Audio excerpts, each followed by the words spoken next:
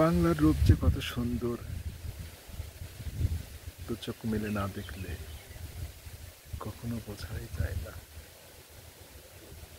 প্রকৃতির নীলাভূমি, সবুজ প্রান্তর, আর চারিদিকে যেন কাছে একদম সবুজে ঘিরে রাখছে।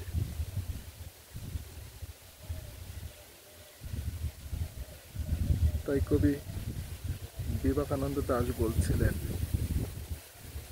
বাংলার মুখ দেখিয়াছি আমি, পৃথিবীর মুখ দেখিতে চাই না।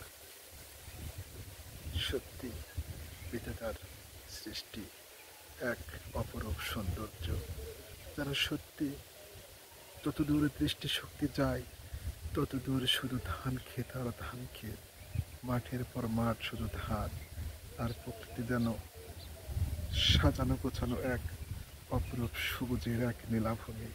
হৃদয় যেন সত্যি ছুঁয়ে যাচ্ছে বারবার।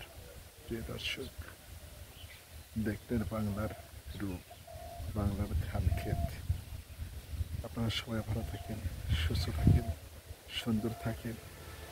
আপনার সন্তান যেন আপনার বাধ্য থাকে, তার দিকে আপনি দৃষ্টি রাখবেন, কারণ আপনার সন্তান আপনার ভবিষ্যৎ। আসসালামু আলাইকুম।